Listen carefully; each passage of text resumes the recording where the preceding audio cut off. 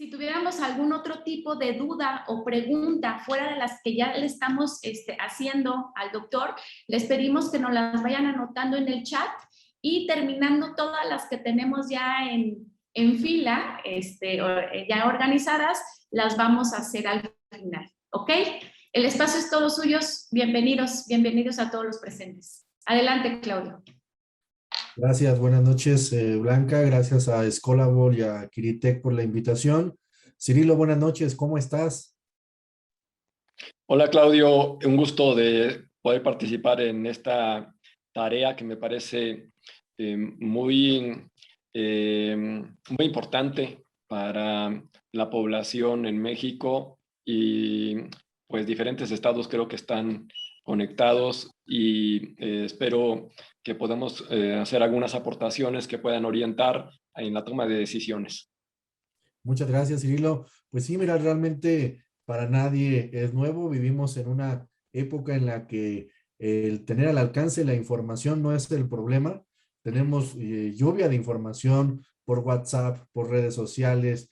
Antes nada más era el vecino y la vecina y los periódicos, pero ahora hay un sinfín de fuentes de información y creo que eventos como este son muy atinados, organizados. Mi reconocimiento y admiración es Colabol por hacerlo, por acercar a personas tan experimentadas como tú, para que podamos escuchar de viva voz de un experto, pues esta incertidumbre que podemos vivir, pues algunos como profesores, otros como directivos, como padres de familia también, ante este inminente y cercano ya regreso a clases para poderlo trabajar. Y pues sin más, como lo comentó Blanca, nos hicieron llegar los participantes en este webinar algunas de las preguntas. Hemos tratado de darle un orden, Cirilo, para que tratar de no repetirlas y que podamos ir clarificando los temas. La primera de ellas, Cirilo, nos preguntan cuáles son los riesgos reales que corren los niños con el virus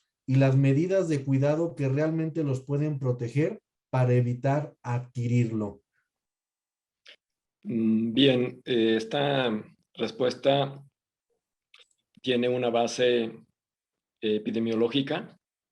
Se ha reconocido en un principio que la población infantil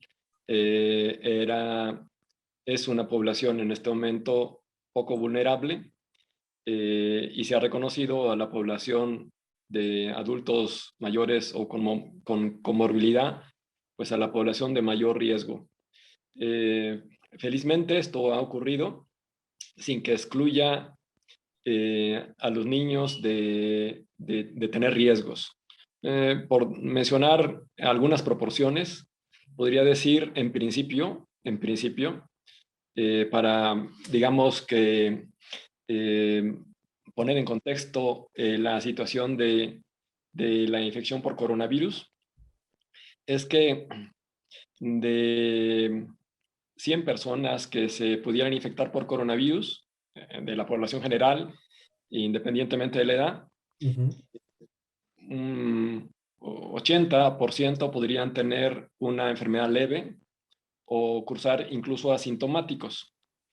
Un 20% podrían tener una enfermedad de cierto riesgo, incluso una neumonía, y quizás un 5% o menos poder necesitar atención en hospital y algunos de ellos servicios en terapia intensiva. Son porcentajes menores, pero cuando tenemos una pandemia y mucha gente se infecta, no solamente cientos, sino miles, pues empezamos a tener problemas. Y el principal problema que se ha vislumbrado desde un principio y que lo tuvimos en la segunda ola, ahorita estamos en la tercera ola de la epidemia, es la saturación de los servicios, especialmente la saturación de los servicios hospitalarios, en donde podría ponerse en crisis la atención hospitalaria y poder, traer dos consecuencias: una insuficiencia, tanto en abasto como en calidad. Y esto, pues, precisamente lo llegamos a ver en diferentes lugares. En este momento está en la tercera ola una amenaza semejante. Algunos hospitales ya han reportado saturaciones de las áreas de COVID. Felizmente no en todos los lugares, y me parece que todavía hay oportunidad de atender a la población sin caer en una crisis. Ahora, en este mismo contexto, de 100 personas que se enferman, a lo mejor 5% podrían ser niños. Y de ese 5%, quizás otro 5 o 10% podrían tener alguna enfermedad de cierto riesgo que puedan necesitar hospitalización y lamentablemente algunos de ellos fallecer.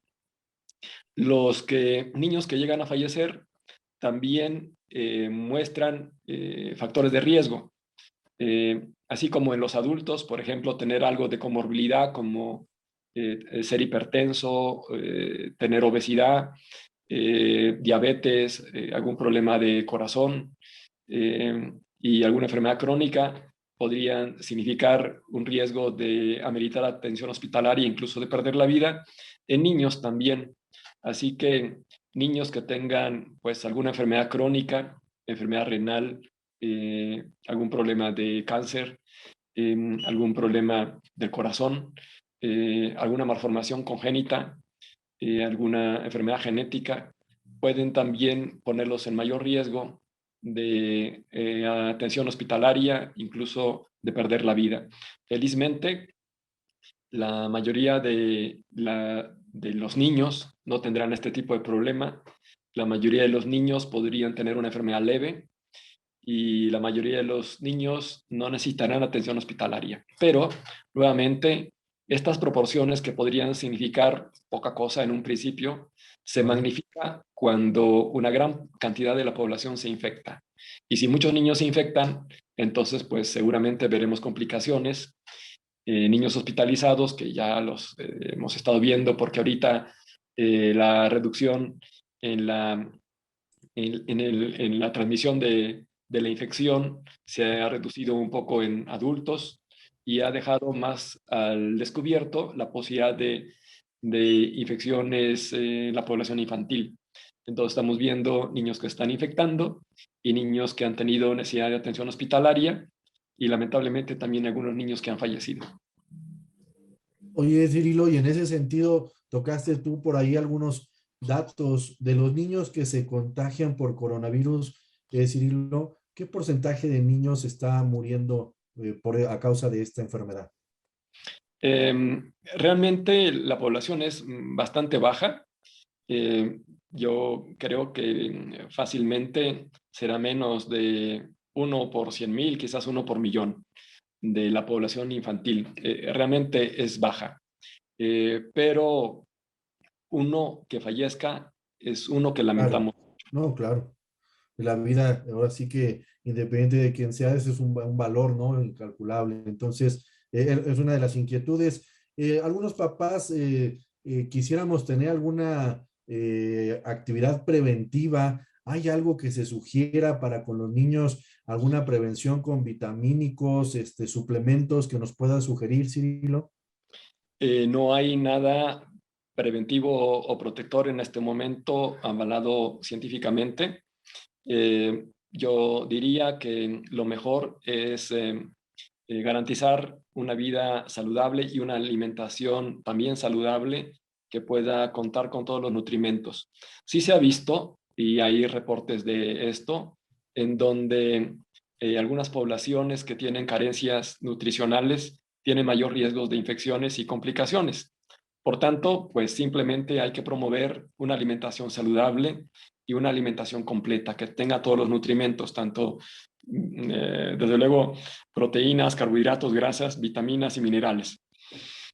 En adultos, especialmente considerando que la población que se ha enfermado es que la población que tiene pues riesgos como de sobrepeso, el control nutricional pues es un reto y se recomienda especialmente pues empezar con una recomendación de alimentación saludable, disminuyendo carbohidratos, disminuyendo grasas y proteínas animales.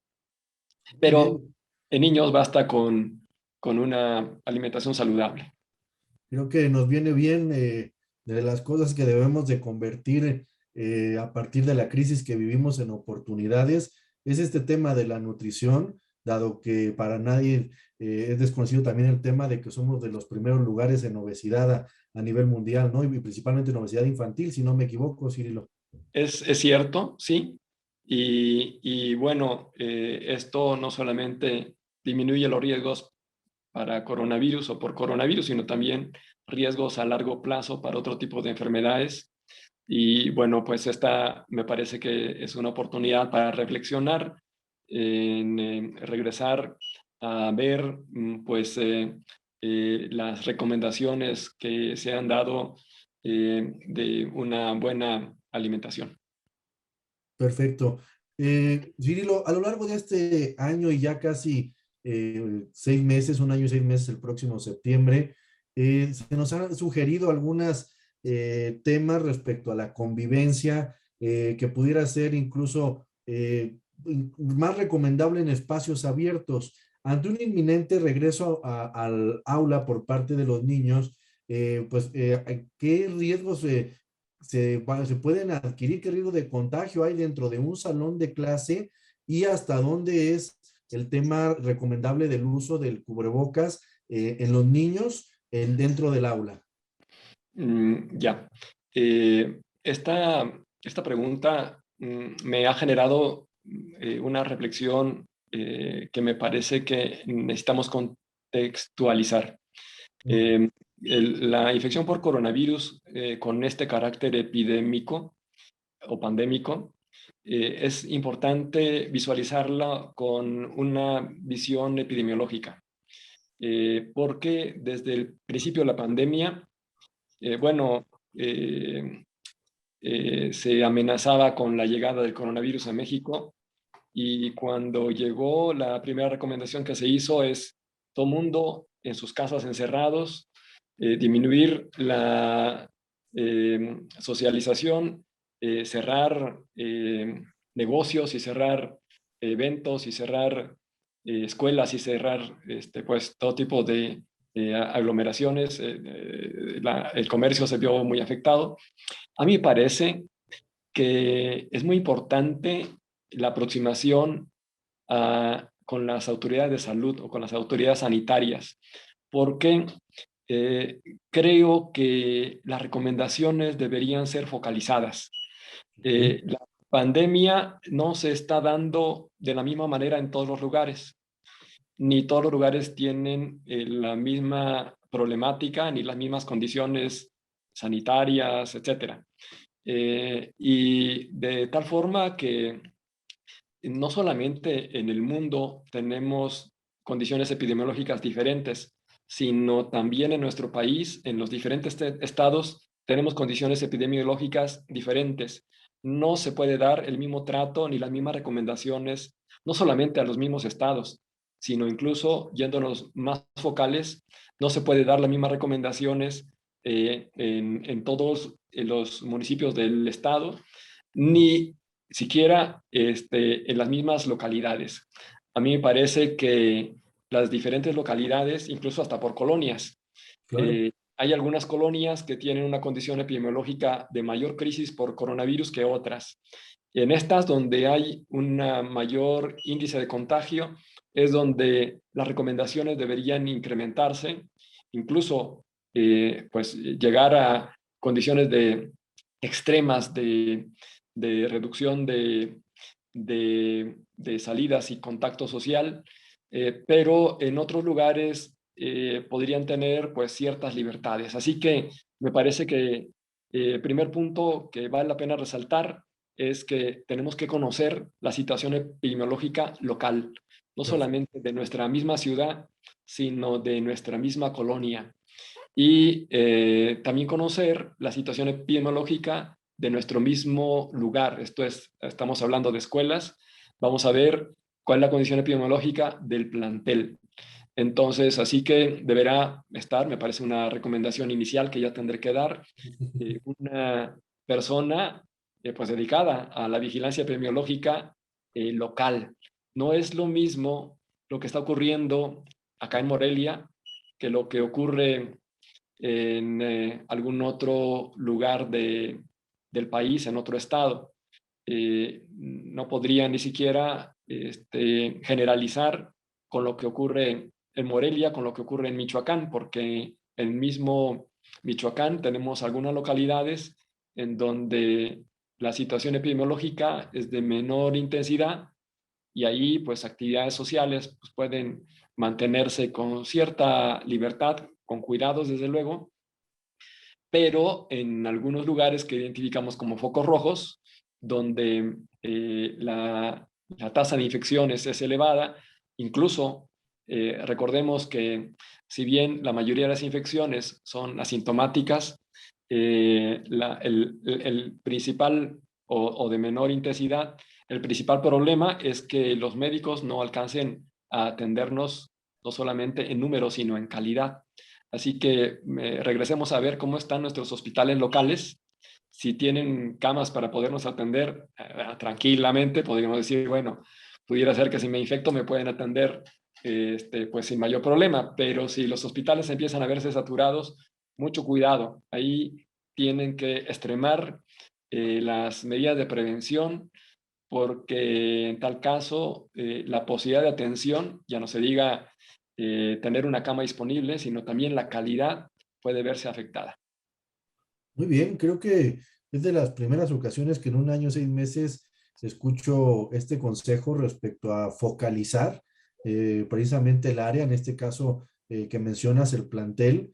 Los datos han fluido y lo que respecta a Michoacán, pues a través de la Secretaría de Salud y sus informes técnicos que se pueden consultar ahora, incluso a través de una aplicación móvil, pues nos pueden mantener al tanto de esa información y como tú dices, sobre todo en la variable que juega el papel del color del semáforo epidemiológico, que es el número de camas disponibles, pues pudiera estar ahí parte de nuestra decisión.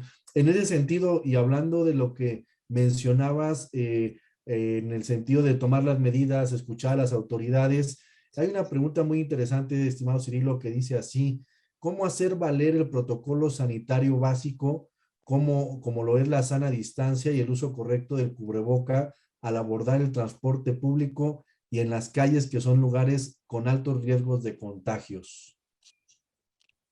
Pues yo lo podría decir en una respuesta muy clara, pero difícil de poderla ejercer, es con organización y con disciplina, eh, lo cual es muy complicado. En este sentido, creo que también me permite hacer una reflexión. Miren, el coronavirus es un virus con el que no podremos erradicar totalmente. Yo creo que nos va a dar para varios años tener que lidiar con este microbio, incluso con las oportunidades que tenemos de vacunación. Los riesgos de enfermedad pudieran presentarse. Y voy a recordar lo que he comentado en una charla en donde hablé sobre la uh, posibilidad de adaptación a la convivencia en este ambiente de pandemia por coronavirus. Miren, es importante que reconozcamos que podríamos tener 3 circunstancias sociales que tenemos que aceptar porque no vivimos en una sociedad uniforme ni con los mismos criterios. Y me parece que debemos de tener la oportunidad de un diálogo inteligente, porque podríamos tener una condición social en donde la gente esté muy estresada por sus condiciones de salud y por los posibles riesgos de enfermarse y tener que hospitalizarse, incluso de perder la vida, y es un temor justificado, es un temor razonable. Y yo he mencionado en esa charla, de una manera alegórica, cómo podríamos comportarnos en una situación de convivencia por el coronavirus, más o menos como lo que podría ocurrir ante el riesgo por un ataque de tiburón. La posibilidad de tener un ataque por tiburón en las playas es muy baja, pero existe. Y hay gente que es muy aventurada, que incluso va a lugares donde pues está los lugares infestados de tiburones y se meten pues para verlos de cerca. Les gusta la adrenalina.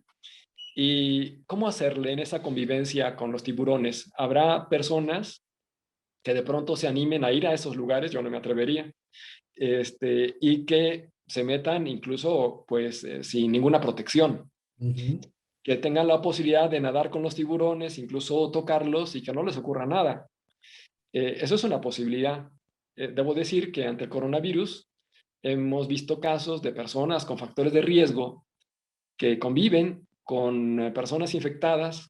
Por ejemplo, las personas que son cuidadoras de enfermos en su casa, que no hay nadie más que les ayude a cuidarlos, no tienen la posibilidad, pues nada, tienen que afrontar este reto. Y frecuentemente vemos en cuidadores que a veces no se infectan o la infección pueden tenerla asintomática o con pocos síntomas. Así que el coronavirus tendrá que estarnos enseñando pues muchas cosas que podría seguir platicando en un rato, pero regresando al entorno del ambiente de los riesgos.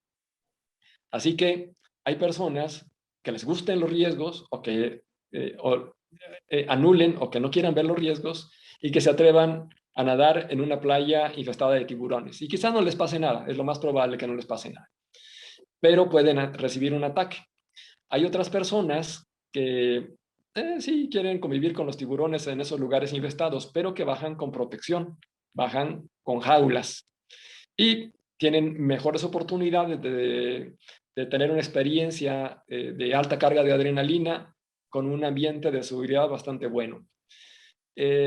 Algunos otros tienen temor, bueno, ni siquiera de meterse a playas que no están infestadas porque piensan que podrían tener un ataque donde ni siquiera las playas tienen tiburones, pero a veces se ha dado el caso de que aún en esas playas y como dije en esa conferencia, yo prefiero nadar en un chapoteadero con un tiburón de plástico como, como salvavidas y no tener que exponerme a estos riesgos. Entonces, en coronavirus hay gente, y tenemos que aceptar que esta postura existe, gente que está con mucho pánico por el coronavirus y que extrema y que recomienda cuidados extremos, que es bueno, es algo que efectivamente es protector, que a veces es exagerado y en algunas ocasiones es innecesario. Hay en el otro extremo personas que no se preocupan nada y que incluso se exponen a riesgos de contagio sin ningún tipo de protección. Tienen mucha suerte porque curiosamente o no se enferman o las infecciones que tienen son menores. Y hay algunas personas que se encuentran en un estado intermedio en donde pues no se exponen tanto y tampoco exageran en los cuidados. Un poco de equilibrio yo creo que es importante mantener, pero también es muy importante respetar las posturas de los otros. Entonces, esto yo creo que permitirá una mejor convivencia social y yo creo que muchas de estas respuestas, nuevamente, relacionadas con los riesgos, nos lo dará no solamente el conocimiento científico, sino también el conocimiento epidemiológico. Sí. Y en esta parte, recordar que hay algunas situaciones de protección que se han hecho, que hemos visto y que ahora con el paso del tiempo vemos que puede resultar hasta ridículo, pero que todavía se siguen promoviendo. Por ejemplo, el uso de tapetes sanitizantes, les llaman, son Sí, tapetes ¿cómo no? centradas de los negocios, sin ningún sentido. En este momento sabemos que no tiene ningún propósito, no protege de nada y para nada. Ok. Y vemos de pronto como algunos presidentes municipales pues han contratado algunas empresas para desinfectar las calles. Sí. Entonces, de pronto pues sí vemos ahí pues una neblina de desinfectantes que pues tampoco tienen ningún sentido. Recordemos que en este caso, para conocer mejor el ambiente epidemiológico y conocer al enemigo o al tiburón, Es necesario recordar que el coronavirus es una infección viral que se transmite de persona a persona y que no se dispersa por muchas distancias, 2 metros máximo, y que no sobrevive mucho en las sustancias inertes. De hecho, en este momento no existe ningún reporte de contagio por contaminación de objetos o de sustancias inertes. Los reportes que se han dado han sido por haber estado en convivencia con alguna persona infectada, y el mayor tiempo de convivencia y mayor proximidad y mayores síntomas con menor protección son los que incrementan los riesgos de contagio. Muy bien. No, pues me queda muy claro con el ejemplo del tiburón y yo creo que socialmente también tenemos la oportunidad quizás de educadamente en el transporte o en estos lugares de riesgo, como tú bien defines, pues decirle, oye, cuídame, cuídate. No, no quiero, no nos podemos exponer a más. No, bueno, cuidarnos nosotros, creo que es lo mejor. Cirilo, nos preguntan respecto a las clases de natación. ¿Me puedo contagiar en clase de natación? Entiendo lo que acabas de explicar del persona a persona, pero siempre hay una mito o leyenda con el tema del agua en la alberca. Sí, de hecho, la respuesta concreta es no como posibilidad de contagio en una alberca. Más aún cuando la mayoría de las albercas públicas están siendo tratadas con cloro. Entonces, a veces es mucho más el riesgo de sufrir alguna irritación de la piel o de los ojos por el cloro que Sí. la misma posibilidad de infectarse por coronavirus. No existe la posibilidad de infectarse por coronavirus por el agua de una alberca, pero sí en la convivencia durante Ujú. la asistencia a un balneario. Entonces, así que si no es recomendable, pues que se acuda por la proximidad con otras personas en un balneario, pero si alguna persona insiste, digámoslo con el ejemplo este del tiburón, pues se puede ir al balneario manteniendo una sana distancia, pues evitar el contacto con personas especialmente que andan tosiendo con catarro, y estar pues disfrutando de las aguas de la alberca y del ejercicio de la natación. Eso sí, reducir posibilidades de enfriamientos, especialmente con los climas que en algunos lugares de la República tenemos en este momento, porque pudiera no ser coronavirus, pero podría ser algún otro microbio, alguna otra infección que pudiéramos pues tener por el riesgo de sufrir enfriamientos o cambios bruscos de Cambio temperatura. brusco de temperatura. Muy bien, excelente. Muchas gracias, Cirilo. En el tema de las escuelas, nos preguntan, Cirilo, ¿el uso por mucho tiempo del cubrebocas puede generar alguna problemática, ya sea para a cualquier elemento de la comunidad educativa, alumno, profesor? En general, no. Quizás el mayor riesgo podría ser de alguna irritación local, que puede ser por los resortes que de pronto lastiman la parte de la oreja.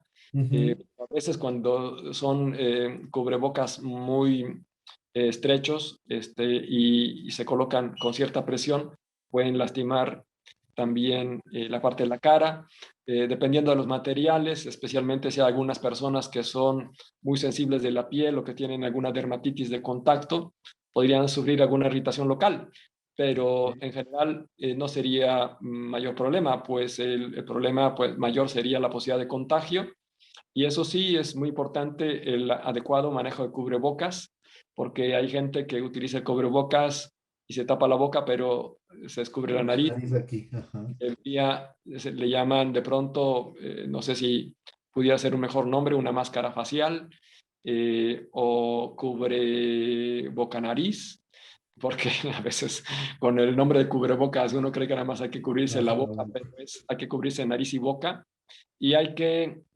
mantener cierto hermetismo, ciertamente, en la periferia para evitar que se expulsen o que entren pues eh, pues partículas que se respire con alguien próximo.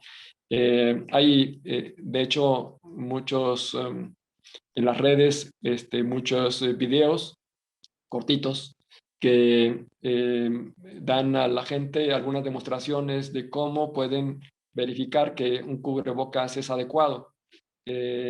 Pues se ponen el cubrebocas, encienden un cerillo y si le soplan y el cerillo se apaga, pues significa que ese cubrebocas no es útil. No funciona. Entonces, puede ser una prueba muy sencilla como esa y relacionado con la manufactura, porque de pronto también comprendo que los cubrebocas de mayor protección son un poquito caros.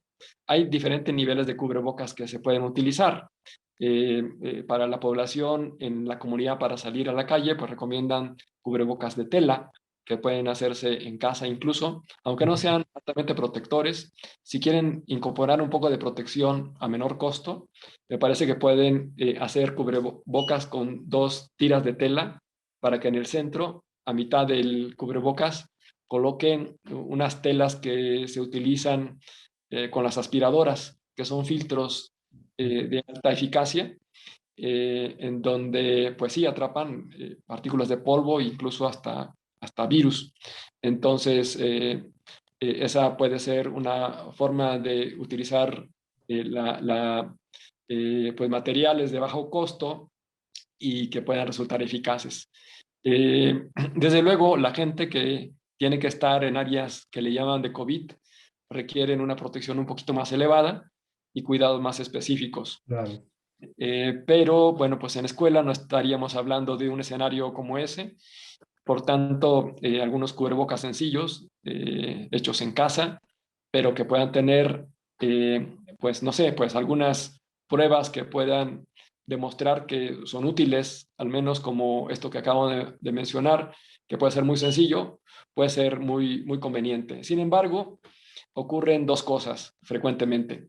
Una es que los niños no son muy obedientes con el tema del cubrebocas y no lo toleran. Algunos, de hecho, ni lo aceptan. Entonces, eso puede ser un reto. Y otros es que lo vemos incluso en el personal de salud, que uno tiene que andar detrás de ellos para decirles que pues, se mantengan el cubrebocas y que se protejan y que protejan a los demás. Es realmente un reto. No sé que no es fácil. No, no va a Y ser fácil. sin embargo, yo creo que es la mejor herramienta de protección. Muy bien, no, pues creo que nos queda muy claro. Creo que el reto y el desafío lo tenemos seguramente con los más pequeñines. Pero en ese sentido, y regresando ahí al tema escolar, ya que entramos en los participantes, estimado Cirilo, los profesores hemos sido ya víctimas incluso de bromas y burlas de que nos pusieron la vacuna CanSino, que es agua y azúcar. ¿Cuál es tu opinión en ese sentido? ¿Qué tan expuestos estamos los profesores a contagiarnos al haber recibido esta vacuna CanSino, Cirilo? Bueno, entramos a un tema complicado porque tengo que hablar de eficacia. Entonces, miren, el término de eficacia es complejo y es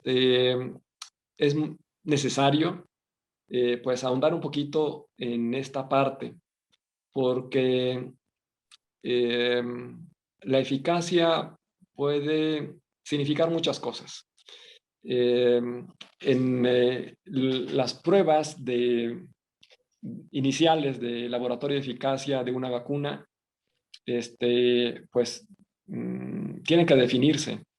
Y una definición muy básica es aquella vacuna que es capaz de elevar, digamos que algunos estándares de valoración, como puede ser, por ejemplo, la elevación de anticuerpos. Entonces, aquella sustancia que es capaz de provocar en nosotros una elevación de anticuerpos, podríamos decir que es ciertamente eficaz. Ahora, los investigadores estratifican los niveles de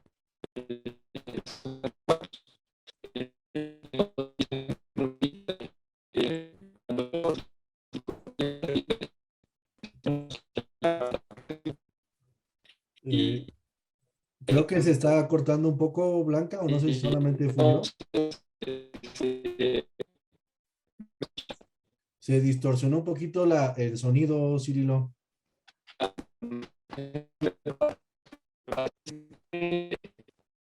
Vamos a esperar un momento para ver si podemos restablecer mejor la conectividad. Ahorita se lo pedimos, no tengan pendiente. Vamos a ver. Ahí ya está ayudando ahí su conexión el doctor. Un momento, estimados participantes, y ahorita le pedimos que regrese donde estaba en lo de eficacia. Ya saben, la tecnología no tiene palabra, así que así si nos pasa en las aulas cotidianamente, aquí también estamos expuestos, no se preocupen. Ahí ya Cirilo está arreglando ahí su conectividad. Pues creo que hasta el momento ha sido una charla muy interesante. Creo que me estoy quedando con cosas que el tema de lo que hablaba Cirilo, en el tema de focalizar, conocer el estatus del contexto de cómo está mi plantel, cómo están las familias, pues lo vamos a ir viviendo poco a poco y pues es importante que conozcamos. Algunos preguntaban de los datos. Sí, ciertamente a veces en los datos oficiales podemos tener ciertas dudas, pero creo que el que tienen certero es el de el número de camas disponibles en los hospitales. Entonces, Cirilo nos hace mucho énfasis en que podamos echar ojo a ese dato. Cirilo, no sé, creo que ya estás de regreso con nosotros.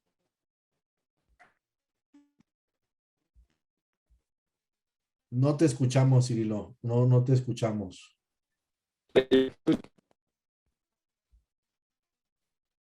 No, aún no.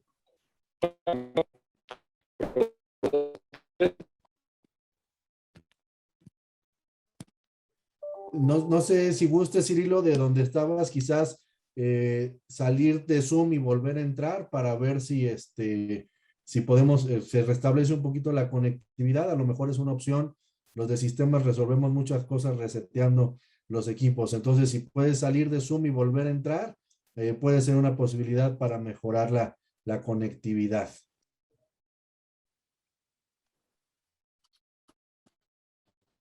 Claudio, y también la verdad es que nos sumamos, creo que todavía no se escucha, Cirilo, a ver si gustas hablar.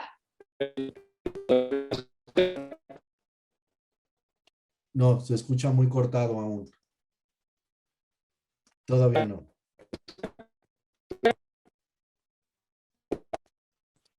Híjole, no. Qué lamentable. No.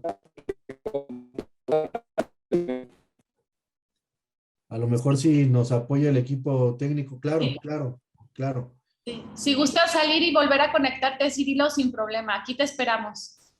Aquí Con estamos, calma. dice Rosa Selene, es la señal con calma. Muy bien, pues Sí. creo que han sido muchas cosas, ¿no? Mucha información. Creo que hemos más o menos resuelto la mayoría de las inquietudes, Blanca, de los padres de familia, al menos yo también como padre de familia, el tema de dos niños en secundaria y en primaria, pues nos puede llevar ahí a ciertas cosas. Creo que también como directivos, la estrategia es bien importante, estimados directivos, estimados maestros, en el tema de decir la logística, cómo puedo organizar los grupos, las entradas, las salidas, horarios escalonados, esta modalidad híbrida. Y digo, no es el tema del webinar del día de hoy, pero creo que es un factor importante en el tema de que podamos regresar de una manera más tranquila a clases. Y en ese sentido, Blanca, no sé tú qué nos puedas comentar, qué es lo que has visto en el trabajo que ha desarrollado Scholabol en algunas instituciones educativas. Sí, bueno, es dentro también, yo ahorita también como madre, o sea, que también tengo 3 hijos, la verdad es que sí hay muchas dudas, hay mucha incertidumbre en cuestión a qué estrategia vamos a tomar desde casa y qué estrategia va a tomar también la escuela a donde pues ya van a iniciar clase y que nos están, pues obviamente yo sí veo muchos colegios que se están preparando al 100, nos están preparando también a nosotros como papás, pero sí hay muchas dudas, Claudio, por ejemplo, yo creo que esta sí nos pudieras ayudar como que a contextualizarnos, porque sí hablan mucho, yo escucho mucho de que los grupos burbuja y que este regreso a clases híbrido y que si es presencial, entonces como que todavía nos quedan muchas lagunas de que, bueno, ¿qué es esto? O sea, ¿qué es grupo burbuja? Y bueno, va a estar la maestra ahí o mi hijo, ¿cuántos días va a venir a la casa o cuántos días voy a estar allá? No sé si nos pudieras explicar a lo mejor algunas dinámicas que han estado, obviamente como que ya pautando muchos colegios para este regreso a clases. No sé si nos pudieras ayudar en ese Claro, punto. mira, con mucho gusto. Creo que mencionaba yo hace unos minutos en la estrategia está mucho de de cómo podamos abordar esta nueva situación para todos. Creo que operativamente hablando, mucho se ha comentado acerca de la distancia, de la sana distancia en las aulas. Obviamente, cuántos alumnos caben en un salón. Pues eso depende mucho de las medidas que tenga cada salón, de la capacidad instalada que tenga la institución, que es un concepto de cuántos alumnos caben en la institución, y obviamente hacer una nueva señalítica donde, bueno, los pupitres, las bancas estén alineadas a esa distancia, y pues así es como vamos a saber verdaderamente cuántos alumnos pueden caber en un aula, ¿no? Depende de su tamaño. Y en términos de gestión, pues la estrategia también es muy clara. A mí me ha encantado una de que observé de un colegio donde alineó los grupos en sus niveles de la A a la M para todos sus grados, y otro grupo de la N a la Z por apellido. Bueno, seguramente analizaron cómo estaban sus tamaños de grupo y pudieron hacer esa división. Entonces yo creo que con esas estrategias más la incorporación de elementos claves en el protocolo sanitario, la constante información, que incluso Cirilo nos mencionaba, a los informes técnicos de la Secretaría de Salud de la localidad, poder echarles un vistazo. Creo que ahí es donde pueden jugar esta combinación de variables para que el regreso se pueda dar en las mejores condiciones. Pero ya está Cirilo de regreso con nosotros. Cirilo, ahí Hola. a ver si te escuchamos mejor. Sí, aquí ando. Perfecto, Cirilo, muchas gracias. Y nos habíamos quedado y aquí nos dejaron con nuestros amigos, además que les agradecemos mucho su comprensión. Nos dicen que han vivido esto, que ánimo, que no te preocupes, Cirilo, que estamos expuestos todos a estos problemas de conectividad. Nos quedamos en donde nos explicabas el concepto de eficacia respecto a la vacuna, estimado Cirilo. Ah, sí. Bueno, brevemente les diré. Así que la definición de eficacia pudiera ser aquella sustancia que puede elevar los títulos de anticuerpos. Pero esto es en un laboratorio. Se hacen también otro tipo de demostraciones de eficacia. Podríamos definir eficacia de una vacuna, aquella que es capaz de evitar que nos infectemos del microbio. Pero cuando esto no es posible, el nivel de eficacia puede irse modificando. Entonces puede ser que eficacia sea, pues sí, que nos infectemos, pero que no nos enfermemos. Y entonces podemos estar infectados, pero asintomáticos. Podemos definir el nivel de eficacia, bueno, cuando esto no se consigue. Entonces, eficaz puede ser aquella vacuna que no puede evitar que nos infectemos, no puede evitar que nos enfermemos, pero puede evitar que vayamos al hospital. Y si esto aún no puede conseguirse, o se consigue de todas maneras, pues otro nivel de eficacia es conseguir que una vacuna evita que nos compliquemos o que nos muramos. Entonces, así que los diferentes niveles de eficacia pues van modificándose. La vacuna que es utilizado en docentes es una vacuna de una eficacia relativa pero buena. Esto es que toda aquella sustancia que pueda significar una respuesta mayor del 50% es cosa buena. Así que esta vacuna que se ha administrado a docentes es una vacuna que para el nivel de la enfermedad puede tener una eficacia de alrededor del 60%, pero puede incrementarse a más del 90% para ayudarnos a reducir la posibilidad de llegar al hospital o sufrir complicaciones, incluso fallecer.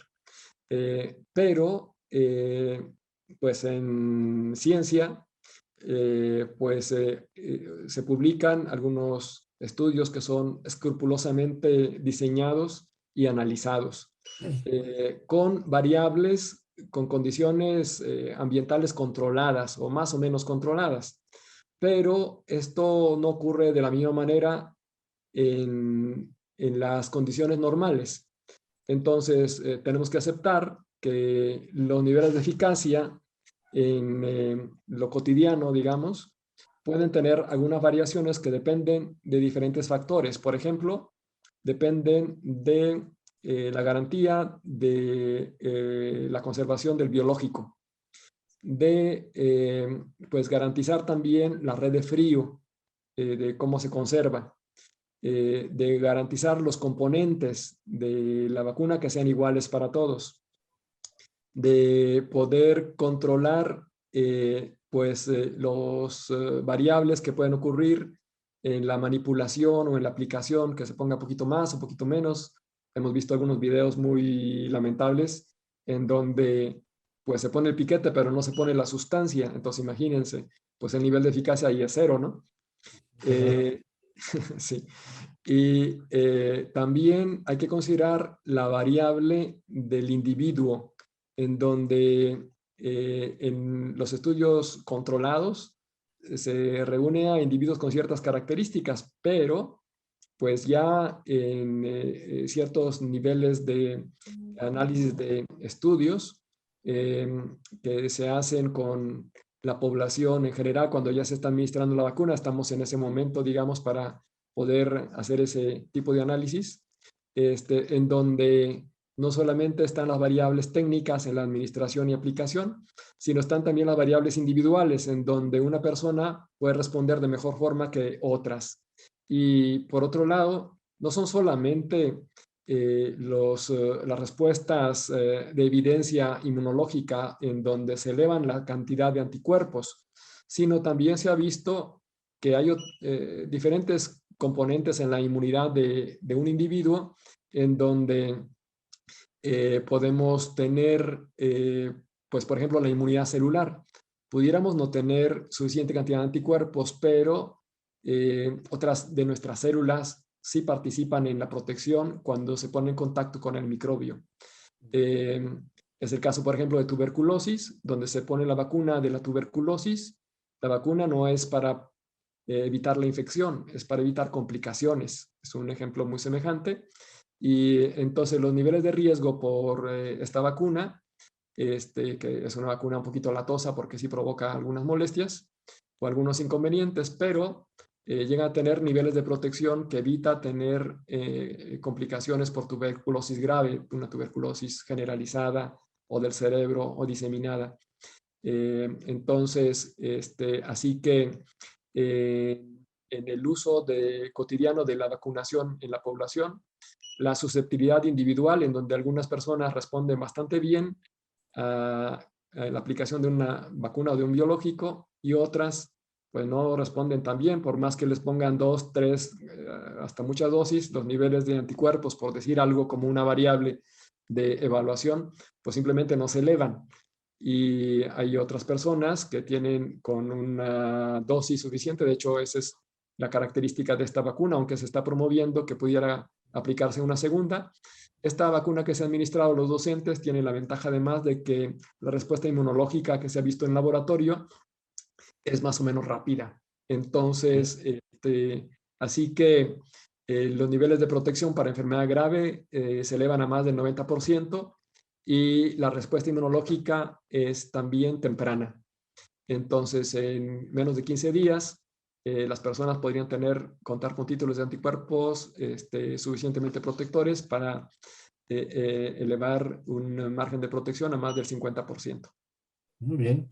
En ese sentido, mi estimado Cirilo, algunos docentes ya por el rango de edad, principalmente aquí en Michoacán, pues ya alcanzaron también por edad el poderse vacunar. ¿Es recomendable el aplicar una segunda dosis de una vacuna diferente a CanSino? ¿Esto mejora lo que acabas de mencionar de la cantidad de anticuerpos o es mantenernos con CanSino hasta nuevo aviso probable de un refuerzo? No lo sé. Técnicamente y oficialmente tengo que decir que no es recomendable hacer combinaciones porque ninguna autoridad ni de salud ni académica tiene en este momento las evidencias para poderlo sustentar. Sin embargo, especialmente debido a la escasez de biológicos en los países pobres, algunos investigadores ya están haciendo estudios de eficacia para poder combinar algunas vacunas y completar algunos esquemas. Técnicamente yo podría decir que uno espera que no haya inconvenientes, eso es cierto. Y solamente pues, se requiere una demostración de evidencia con algún estudio científico que lo pueda respaldar o evidenciar. Hipotéticamente, pudiera uno argumentar que no habría inconvenientes por efectos indeseables, más que los conocidos ya por todos. Parecería que no incrementaría los riesgos y parecería que podría tener una ventaja para fortalecer la protección, pero hasta este momento no hay ningún documento que lo sustente, así que ningún vale. académico y ninguna autoridad se animaría a hacer esta recomendación. Muy bien. Sí, porque ya sabes, entre mitos y leyendas, y te decía al principio, la cantidad de información que circula en redes es impresionante y de repente nos puede causar confusión.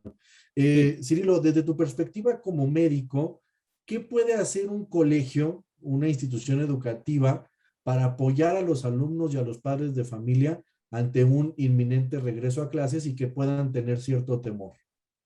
Pues mira, yo recomendaría, como dije anteriormente, tener una muy buena organización y me parece que lo que están ustedes promoviendo me parece que abona hacia esa dirección. Es necesario promover en esta organización capacitación y disciplina entre diferentes ámbitos. Desde luego el personal de la institución, llámese maestros, directivos, intendentes, llámese el grupo de alumnos y desde luego tienen que estar incluidos los padres de familia. A mí me parece que se tiene que promover una comunicación, un área de comunicación social para difundir información epidemiológica y también información científica. Y esta comunicación tiene que ser interna y externa. Esto es, que dentro del personal se difunda información con estas características, pero también entre los alumnos, padres de familia y la comunidad misma. Me parece que regreso a clase no solamente debería tener un sustento epidemiológico, como ya dije, un sustento local, sino también debe reunir acuerdos sociales. Esto con el propósito de reducir posibilidades de conflicto. Y los conflictos pues ya se empiezan a vislumbrar en donde en un principio se solicitaba una carta de aceptación, por ejemplo. A mí parece que, pues, digo, no es una idea descabellada, pero me parece que no se requeriría, no sería absolutamente necesario. A mí me parece que con una buena comunicación y en consenso se pueden tomar pues acuerdos bastante razonables que no solamente tengan un sustento científico, sino también tengan un buen sentido común. El área de comunicación social y la organización de este regreso a clases me parece que debe tomarse con, la coordinación se le debe otorgar a personas inteligentes que tengan esta inteligencia social y que además tengan información o cuando menos vínculos con autoridades, ya sea institucionales, porque no solamente debe ser coordinada las actividades con autoridades sanitarias, sino también las educativas. Por ejemplo, en Michoacán, pues la Secretaría de Educación ha dicho que pues no hay regreso a clases, pero seguramente en otros estados esto no ocurrirá y las autoridades de educación estarán promoviendo este regreso. La concordancia en las decisiones me parece conveniente para reducir riesgos de conflictos internos y externos. Y cuando hay acuerdos en estos niveles de autoridad, pues siguen los acuerdos internos, en donde pues todo el personal debe funcionar como un equipo, no como grupos de trabajo, sino como un equipo en donde comprendo al equipo como un ente que tiene pues diferentes áreas de vinculación y de atención. Pero el problema de uno es el problema de todos. Y los éxitos de uno son los éxitos de todos. Ese es el equipo. Y las acciones que yo podría recomendar en ese intento, pues ya dije, es una buena área de comunicación social. Todos deben estar en un común acuerdo, tanto los padres, el personal, desde luego no podría regresarse a clases si no hay un buen acuerdo interno entre los maestros, los directivos y el resto del personal, intendentes incluso. O sea, es muy importante el área de intendencia. Y desde luego los padres de familia tienen que estar informados sobre cómo será este regreso a clases y en consecuencia pues los alumnos, ¿no? Claro. Me parece que los padres de familia pueden contribuir a la disciplina que se pueda estar promoviendo con la capacitación interna y que se establezcan pues algunos acuerdos de organización. Yo diría, por ejemplo, que habría que organizar no solamente los cuidados de protección inespecífica que ya conocemos, y básicamente son 3 o 4. Uno, el uso de cubrebocas, y ya dije que es importante hacer un recordatorio de cómo se utiliza correctamente, porque si no se utiliza correctamente, al contrario, más que una protección, es un riesgo. 2, el uso de medidas de higiene, y las medidas de higiene puede ser lavado de manos con agua y jabón, contar con algún desinfectante. No es lo mismo la limpieza que la desinfección. La limpieza se da... Hola. Sí, seguimos. De pronto no sé qué pasó. No, Entonces, estamos bien, no te preocupes. Te la limpieza escuchamos. se da con agua y jabón, y, por ejemplo, ¿no? Y la desinfección se da con algún desinfectante que pueden ser diferentes. Quizás los más simples y los más accesibles puede ser alcohol, gel con alcohol, que ya todo el mundo conoce. Y para áreas de superficies puede ser, desde luego, también alcohol o cloro. Entonces, la desinfección de superficies de múltiple contacto, por ejemplo, es importante en el trabajo de intendencia. Y la organización, pues mantener sana distancia. Claro. Aquí esta de la sana distancia es un reto, porque sana distancia tiene que ver con 2 situaciones. Una, mantener disminuido el riesgo de contagio, que ya dije que 2 metros es lo ideal, aunque pueden aceptarse 1,5 metros, o bueno, pues 1 metro incluso, entre una persona y otra. Esto reconociendo que el virus no es un virus que ande volando, intentando cazar a las personas e infectarnos, sino que es un virus que se transmite por la proximidad del contacto de una persona con otra. Le llaman a este virus un virus pesado porque no permanece mucho tiempo en el aire, y a lo mejor por eso surgió la idea de los tapetes sanitizantes, porque no se quedan volando en el aire, sino que se sedimentan y se quedan en el piso. Eso ocurrió en algún estudio que hicieron en algún hospital, en donde encontraron más coronavirus en el piso que en algunos otros sitios. Y bueno, pues a lo mejor a alguien se le ocurrió decir el tapete sanitizante, pero el tapete sanitizante no es una herramienta de protección validada, pero es tradicional. A lo mejor genera un poco de confianza a las personas y da un poco de respaldo emocional, y bueno, pues también eso es válido. Y la otra cosa que me parece que es importante es la ventilación.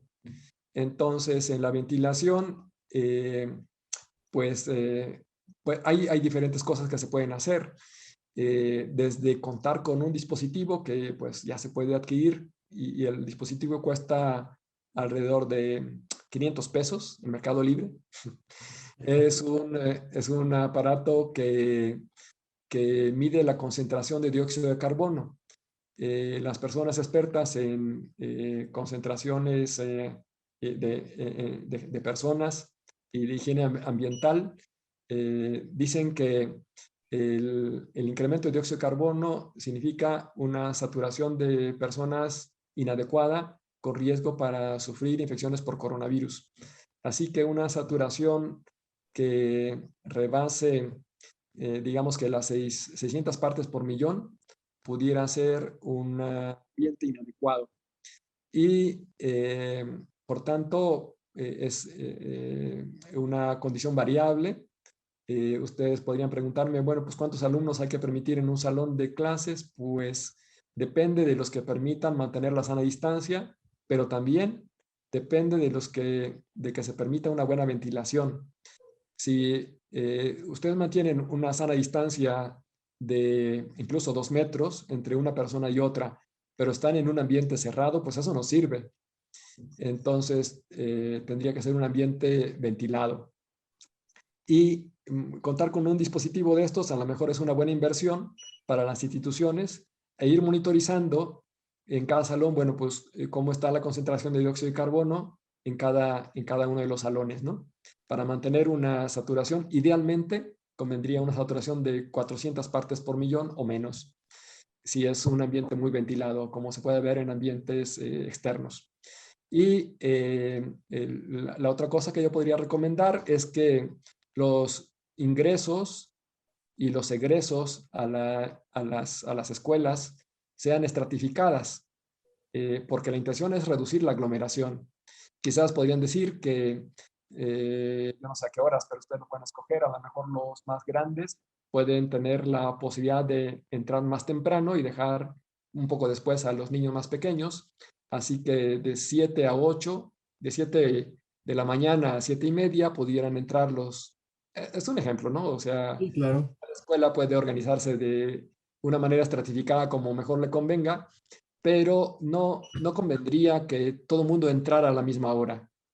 Tampoco convendría que todo el mundo saliera a la misma hora, y tampoco convendría que salieran al recreo a la misma hora. Esto con el mismo propósito que acabamos de mencionar de los propósitos epidemiológicos y de contagio. Esto es que se tenga la posibilidad de reducir la proximidad y la convivencia. Porque pues si salen al recreo, pues saldrán al recreo a consumir alimentos, y entonces ya ahí, no sé, ojalá alguien invente un cubrebocas que permita al mismo tiempo alimentarse, pero pues hasta este momento no existe. Y entonces los riesgos de contaminación pudieran estar presentes. Claro, estamos hablando de que los riesgos podrían verse reducidos porque estamos pensando que son ambientes de comunidades saludables. Pues a la escuela no van los enfermos, Sí, sí, pero sí. podría colarse alguno. Y de ahí también la importancia de lo que se reconoce desde hace mucho tiempo de la temporada de la influenza, de que vale la pena fortalecer los filtros escolares, tanto dicen que los filtros empiezan en casa. Entonces, así que si unos papás ven que su niño empieza con síntomas respiratorios, pues conviene que no los lleve a la escuela. Pero pues a veces esto no siempre ocurre, porque luego a veces las necesidades de los padres son mayores, y en donde las obligaciones en el trabajo pues les impiden estar al cuidado de los hijos, y a veces la escuela tiene una función doble o múltiple, en donde no solamente se van los niños a educar y aprender, sino también a mantenerse bajo cuidado de los maestros o los docentes, ¿no? Muy bien. Creo que Blanca quería hacer una pregunta. Blanca.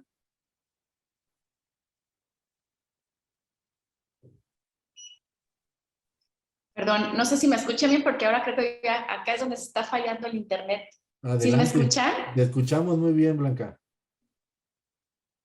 Perfecto.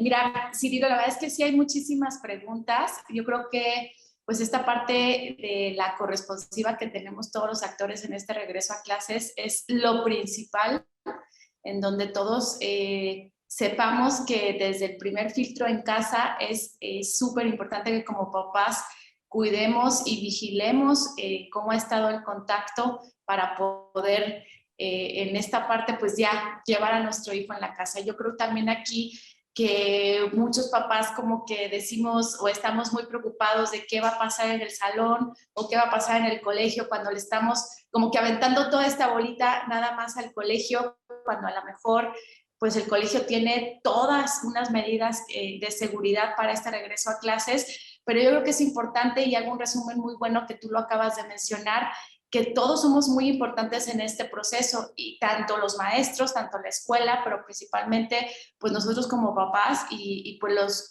los hijos que ya van a ir a la institución, ¿no? Yo hago este resumen, la verdad es que me encanta porque pues todos tenemos ese compromiso, y si uno de nosotros falla en este proceso, pues la verdad es que pues no va a funcionar de la mejor manera este regreso a clases. Yo sé que ahorita por los tiempos hay bastantes preguntas, esta se me hizo muy buena y la verdad es que todas están muy buenas. No sé, Cirilo, si nos pudieras ayudar a poner en el chat tu correo electrónico, porque creo que sí va a haber todavía muchísimas más preguntas que tú nos pudieras ya en su momento y en el tiempo que tengas para poderlas contestar, pero sí también nos hace una pregunta sobre lo del dióxido de cloro, que si sí o no el dióxido de cloro, y pues también nos están preguntando cuál es la opinión de la recomendación de la SEP, donde los niños deben de comer dentro del salón de clases, y serviría de algo mandar a los críos, a los niños con lo que es Lysol, y que si se pueden rociar en sus mesitas, sillas del ambiente, o sea, si ya el niño lo tiene que hacer, o eso ya es recomendación de lo que vaya a activar el colegio. Ya te hice 3. Bien, por favor recuérdame para que no se me olvide cada una de ellas. La Y primera, dióxido. Ajá. el dióxido de cloro es un desinfectante altamente eficaz. Lamentablemente tiene dos inconvenientes. Uno, que es muy lábil, se naturaliza con las altas temperaturas y también con la luz, y que pues elimina a los virus y a las bacterias de una manera altamente eficaz desde una parte por millón. No, que son 400, desde 1000 partes por millón. Y la otra cosa es que en su producción también la situación de la producción del dióxido de cloro es un poquito compleja, tal manera que habrá que de pronto tener la certeza de que lo que está usando es el producto que dicen que es, y la otra, pues manejarla con cuidado, ¿no? Porque de la sustancia madre que le llaman, que me parece que son de 30 partes por millón, se tiene que diluir 10 mililitros en 1 litro de agua, y de ahí pues poderlo utilizar para la desinfección de las superficies. Entonces, sí, es un desinfectante muy bueno. Se ha utilizado incluso como sustancia para combatir los microbios que son responsables del mal aliento en la boca, y se han empleado como para hacer gárgaras, y efectivamente disminuyen el mal aliento. Es un desinfectante altamente eficaz, y hay gente que en el manejo del dióxido de cloro pues lo ha utilizado en forma oral, lo consume, y ahí pues se quedan pendientes algunas respuestas porque no hay suficiente respaldo científico que garantice su utilidad en las infecciones por dióxido de cloro, pero sí hay cosas que puedan garantizar su inocuidad a ciertas concentraciones, que ese es el otro reto, que concentraciones muy elevadas puede ser peligroso. Pero cuando se garantiza la concentración adecuada, puede tener utilidad, y que no es una sustancia que pues garantice su permanencia porque es muy inestable. Entonces, otra pregunta.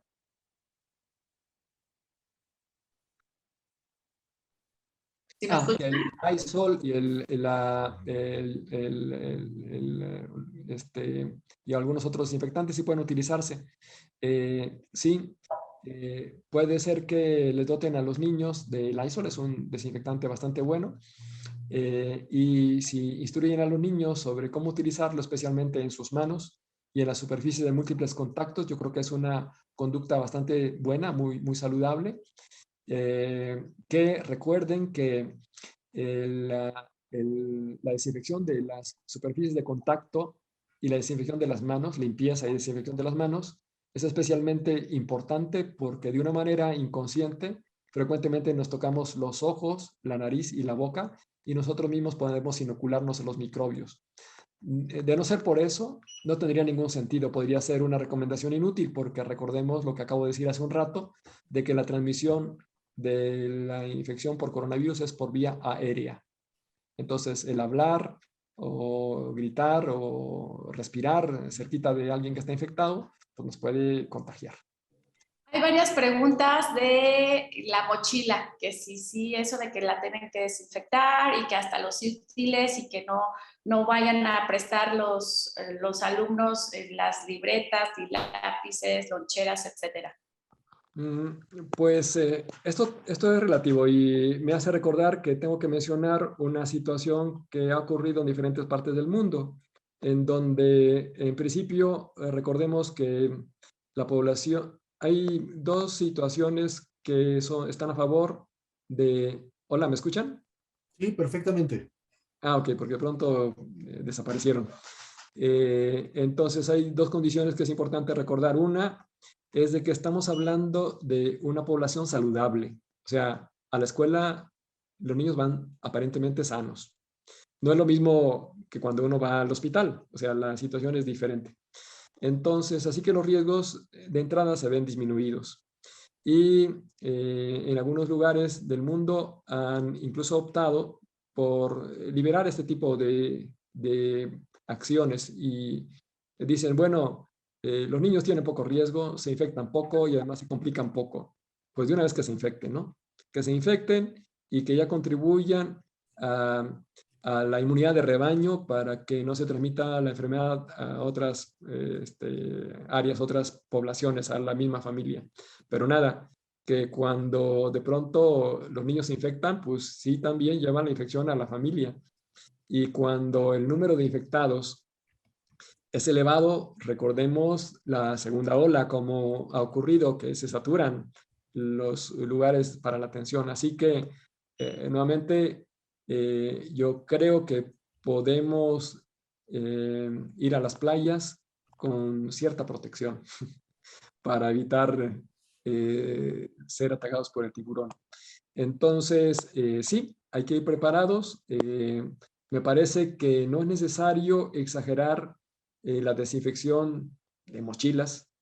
Sí es importante cuidar que se reduzca el compartir pues instrumentos de trabajo, pero los pueden compartir con una desinfección.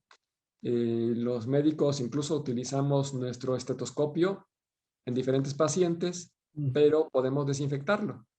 Entonces, así que utilizamos spray para desinfectar, pues pueden utilizar lo que ya mencionaron hace un ratito, el Lysol, para desinfectar los lápices cuando se tenga que compartir. Pero bueno, hay también otras condiciones en donde los niños comparten alimentos y comparten bebidas y las toman del mismo frasco o se comparten las paletas. Entonces la chupa uno y le chupa el otro. Entonces digo, esa conducta sí que pues habría que modificarla porque pues no solamente es coronavirus, sino es cualquier otro microbio que pueda transmitirse, ¿no?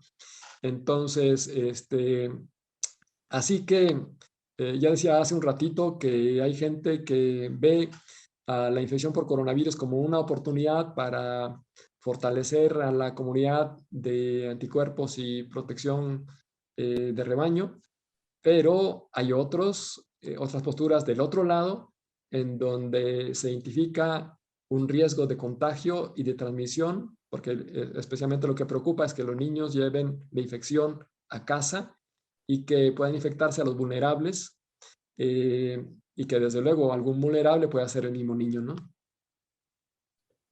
Oye, Súper. doctor, y en esa parte hay una cuestión en el tema de la institución. Tú mencionaste dos cosas que me parecen muy oportunas en lo que les recomiendas. Comunicación asertiva a través de medios oficiales, personas competentes. La verdad es que soy un enemigo del tema de los grupos de WhatsApp de mamás, donde la comunicación se vuelve informal, se generan puntos de vista, se predispone mucho. Y creo que el hecho de que las instituciones tengan un solo punto de encuentro para comunicarse de una manera efectiva puede ayudar. Y el tema de los filtros, ¿no? Que obviamente la Secretaría de Educación lo está poniendo en la mesa como que debe de existir para los colegios.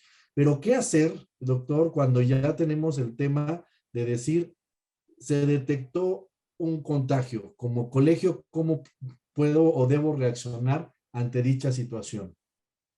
Sí, pues a mí me parece que también las intervenciones tienen que ser focales. Entonces, así que dependiendo de las organizaciones que se lleguen a dar en el plantel, eh, si no se tiene ninguna organización, la posibilidad de transmisión a toda la comunidad es elevada, especialmente con las últimas variantes de coronavirus, en donde la posibilidad de transmisión es muy fuerte.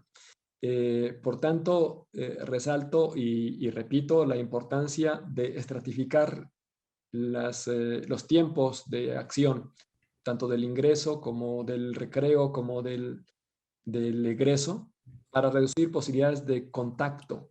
De esta forma, se puede intervenir de una manera focal. Es decir, si hay una infección, un niño infectado, ese niño pues tiene que retirarse del plantel hasta que se pueda garantizar la poca o nula posibilidad de contagio a otros, ¿no?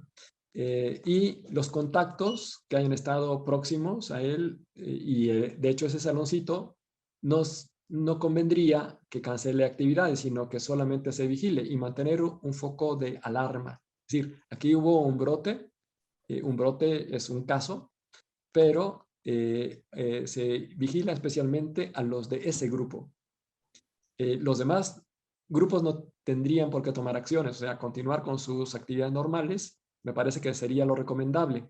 Hay algunas escuelas que en algún momento han optado porque si hay un niño enfermo de coronavirus, pues cierran las puertas de la escuela y se cancelan actividades. Me parece que es aceptable esa decisión porque es una decisión de autoridad y las decisiones de autoridad hay que respetarlas, pero podría darse un tratamiento un poco más específico y focal. Es decir, a ese niño que tiene la infección, pues se le retira de la escuela y se vigila al resto. No hay que cancelar tampoco las actividades, no habría razón.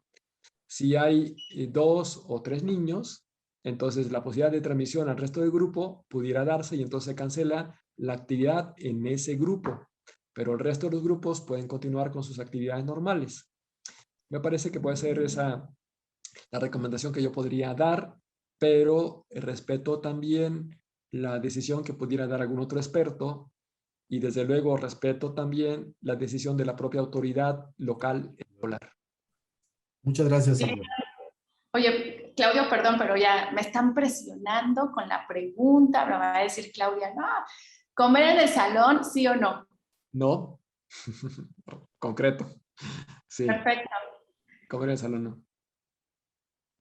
Ahora, súper. debo resaltar que la posibilidad de comer en el salón, nuevamente retomando la idea de que es una población saludable o hipotéticamente saludable, no implicaría un riesgo tan elevado como que se comiera, digamos, en una sala de espera de hospital. O sea, el riesgo sería totalmente, y el escenario es totalmente distinto, el riesgo es totalmente distinto.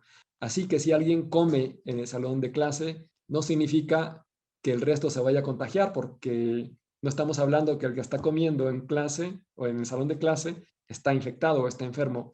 Eso, de hecho, eh, no se tendría que aceptar a priori. Al contrario, estaríamos diciendo que es un alumno o un niño saludable. y la posibilidad de que esta sea una actividad de elevado riesgo realmente no lo es.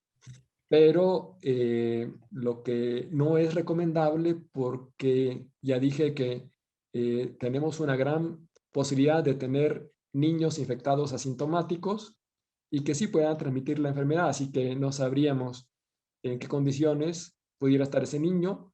Lo que es altamente probable es que no esté infectado y que por tanto este fenómeno de comer en clase no represente ningún riesgo.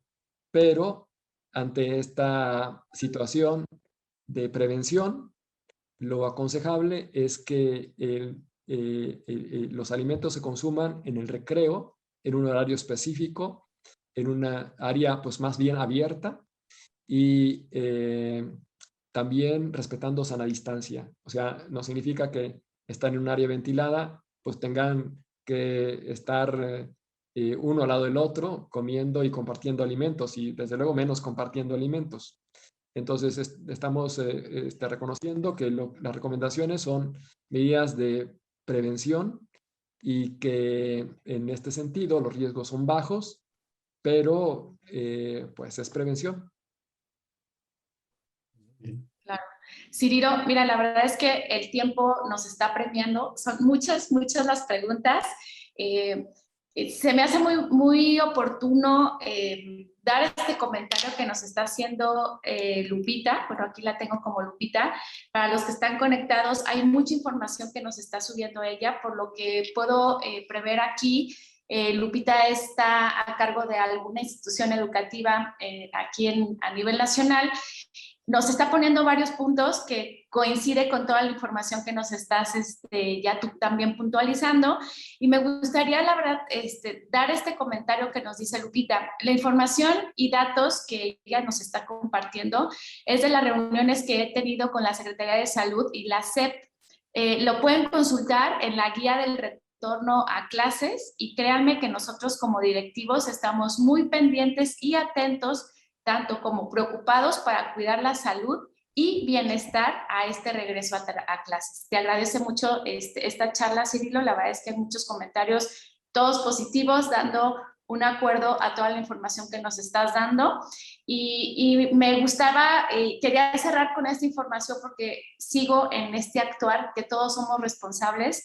Hay muchas instituciones educativas que están haciendo todo lo posible para que este regreso a clases sea de la mejor manera. Entonces yo creo que nada más es esta parte que comentas, todos vamos a sumarnos, todos hay que hacer lo que tenemos que hacer, y respetemos también, pues también a otros padres de familia, respetemos a otros niños, y también yo creo que hay que confiar en esta seguridad que nos están dando también los colegios.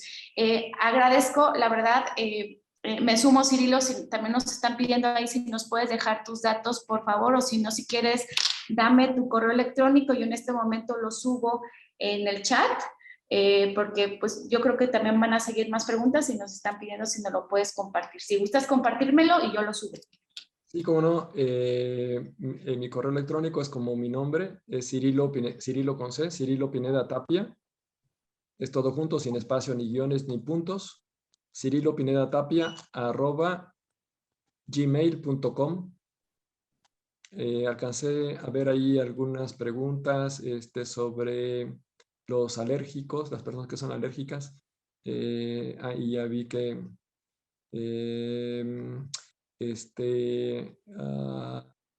las personas alérgicas, las personas que padecen asma, parece que no es un grupo atractivo para el coronavirus. Entonces, uno tenía el temor como médico de que las personas con asma o con problemas alérgicos se vieran más frecuentemente afectadas, pero no sé, algo pasa con estas personas que no puedo decir que tengan algún factor protector, pero no es una población frecuentemente afectada. Así que las personas alérgicas pues deben de estar recibiendo la vigilancia y los cuidados de su médico específicamente para ese tema. Y dicho de paso, las personas que se infectan, especialmente los niños por coronavirus, cuando no tienen una enfermedad grave, podrían recibir una atención, digamos que inespecífica, de acuerdo a los síntomas que presenten. las enfermedades por coronavirus que no son neumonía pueden recibir la atención de los tratamientos tradicionales para los síntomas que están presentando, llámese fiebre, llámese dolor, congestión de la nariz, algunas veces incluso sintomáticos para la tos, aunque estos, dependiendo de las circunstancias, luego no son totalmente eficaces, pero hay que mantener las vías aéreas permeables, así decimos, que quitar moquitos y desinflamar y combatir el dolor, creo que podría ser lo más frecuentemente utilizado.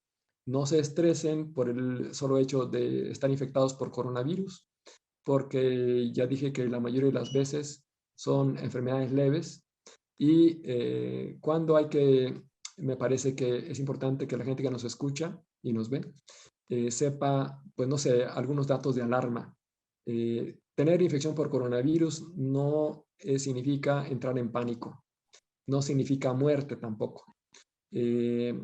La mayoría de las veces son infecciones que pueden resolverse en casa y que no necesitan atención especializada ni ir al hospital. Pero ¿cómo reconocer que alguien tiene, para prevenir no hay nada para prevenir, pero cuando hay catarro, estaba leyendo ahí una pregunta que si antifludes es un medicamento que se utiliza para el catarro. Y si hay síntomas de catarro por coronavirus, claro que se puede usar, como dije hace rato. Pero ¿cómo identificar que alguien tiene una enfermedad mayor? Pues miren, la infección por coronavirus la podemos distinguir en diferentes etapas. No sé si tenemos tiempo para decir esta última cosa o cómo van los tiempos. Adelante, tenemos 5 minutos, así que cerramos con estos puntos que son muy importantes. Sí, tenemos. Entonces, la infección por coronavirus, la mayoría de las veces, más del 80% son infecciones leves o asintomáticas y puede durar de 5 a 7 o 10 días máximo. La gente que lleva 10 días con datos de infección deben encontrarse ya mejorados y podría decirse que han superado la infección. Pero las personas que llegan al día 10 y que tienen síntomas sin mejoría o que al día 10 incluso han incrementado sus síntomas, están entrando a la segunda etapa, que es la etapa de la neumonía. Así que ahí es donde hay que tener más cuidado y una vigilancia pues más estrecha y quizás más comprometida u obligada la atención médica, porque están entrando a la etapa de neumonía y esta puede ser sin disminución del oxígeno o con disminución del oxígeno. Entonces, 10 días es digamos que el número clave y una infección por coronavirus puede complicarse desde el día 5 hasta el día 10, pero si llegan al día 10, digamos que ya habrán librado la enfermedad.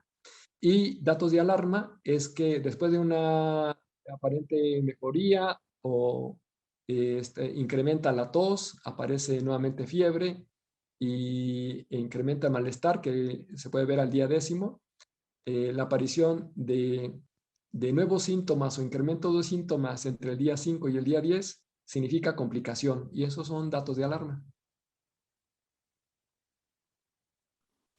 Cirilo, pues muchísimas gracias. O sea, se siguen sumando las preguntas, nada más que por tiempos, pues tenemos que dar por terminada esta sesión.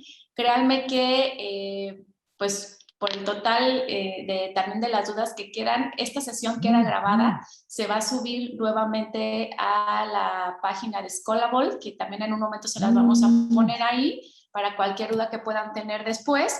Y les vamos a dar una segunda sesión, Cirilo, porque la verdad este tema da para más. Yo agradezco cómo abordaste los temas muy prácticos y muy puntuales a lo que vamos a necesitar. Creo que todo es practicidad, no asustarnos, hacer lo elemental, como dices, cubrebocas, lavado de manos, y quien quiera ver al tiburón, pues ya sabrá de qué manera lo quiere ver, ¿no? Agradecemos la verdad a todos los presentes, y me da muchísima pena si siguen las preguntas. Agradecemos a todos sus presencias. Les vamos a seguir aquí dando todos los datos tanto del doctor, todos los datos tanto de Scholable. Claudio, también muchas gracias por estar aquí con nosotros, y sin duda yo creo que para la siguiente semana tenemos la segunda sesión para seguir dando dándole palomita a todos estos temas y dudas que tenemos. Hay muchas preguntas que están manejando ahorita en este momento que están ya contestadas, las pueden ver en la grabación del día de mañana, así que no se preocupen, ya las contestó el doctor y pues seguimos adelante. Muchas gracias a todos, recordando. Dime, Cirilo, sí, adelante. Yo no quisiera despedirme sin antes agradecerte a ti, desde luego, y pues a Claudio que me hizo preguntas, y recordar y reforzar la importancia de la coordinación entre la autoridad local, tanto la educativa como la sanitaria. Es muy importante ser respetuoso de la autoridad y también es muy importante la coordinación interna y la comunicación externa. Pues con eso pues deseo que todo marche bien y que todo el mundo se mantenga saludable. Muchas gracias a todos. Gracias, y gracias Blanca por la invitación. Gracias, Escola. Gracias, Cirilo. Buenas noches. Buenas noches. Gracias a todos. Buenas noches.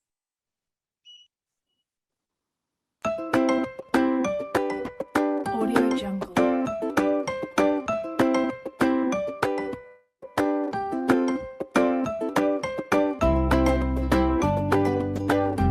Audio Jungle.